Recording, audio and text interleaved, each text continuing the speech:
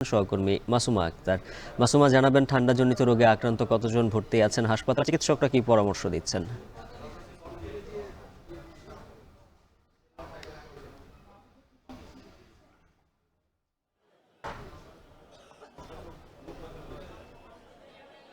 উজ্জ্বল, গেল সপ্তাহখানেক ধরে কিন্তু রাজশাহী মেডিকেল কলেজ হাসপাতালে ঠান্ডাজনিত যে অসুস্থতা নিয়ে কিন্তু রোগীরা আসছেন এবং তার মধ্যে বয়োজ্যেষ্ঠ শিশুদের সংখ্যাই বেশি।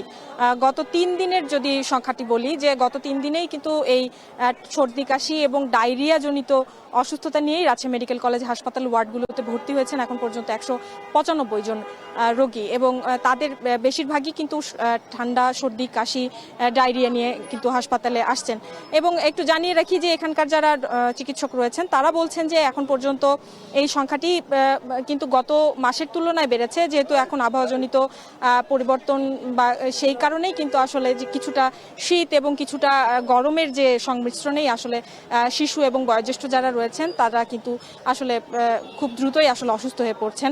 এতে করে সকালের দিকে আসলে বেশ খানিকটা ঠান্ডা পড়ছে, এছাড়া ভোর রাতের দিকে বেশ খানিকটা ঠান্ডা এবং দিনের অন্যান্য সময়গুলোতে গরম থাকছে। এ কারণে কিন্তু আসলে যে তাপমাত্রার যে পরিবর্তন এটি কিন্তু আসলে শরীরের সেটি সহনীয় না হওয়ার কারণেই মূলত এই ব্যাপারটি ঘটছে। এবং প্রতি বছর এই সময়টিতে রাজশাহী মেডিকেল কলেজ হাসপাতালে কিন্তু এই ঠান্ডাজনিত বিভিন্ন অসুস্থতা নিয়ে কিন্তু হাসপাতালে রোগীরা আসেন, এবারও তাই হয়েছে। এবং ডাক্তাররা বলছেন এখন পর্যন্ত উদ্বেগের কোনো বিষয় নেই, তারা বলছেন যে এখন পর্যন্ত রোগীদের যথাযথ পরামর্শ দিচ্ছেন, এছাড়া পর্যাপ্ত চিকিৎসা সেবা সেটিও কিন্তু রোগীরা পাচ্ছেন। এখন পর্যন্ত ভোগান্তির যে বিষয়টি বা চিত্র সেটি কিন্তু নেই। একটু যদি বলি যে গেল 3 দিনের যে রোগীদের যে সংখ্যা সেটি যদি একটু জানিয়ে রাখি, যে গেল 27 তারিখে কিন্তু ঠান্ডা, সর্দি, কাশি নিয়ে ভর্তি হয়েছেন মোট 28 জন, এছাড়া পরের দিন কিন্তু 40 জন এসেছেন এবং গতকালকে রোগীর সংখ্যা ছিল 23 জন।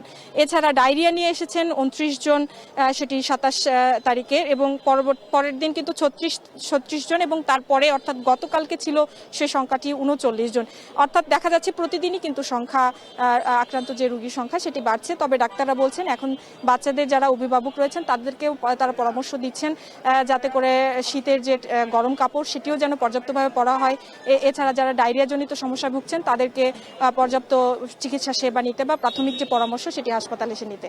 এই ছিল আমার কাছে রাজশাহী মেডিকেল কলেজ হাসপাতালের সামনে থেকে ঠান্ডাজনিত অসুস্থতা নিয়ে রোগী ভর্তির সর্বশেষ খবর। রাজশাহী থেকে যুক্ত ছিলেন মাসুমা আক্তার। বিরতির পর ফিরছি, সঙ্গেই থাকুন।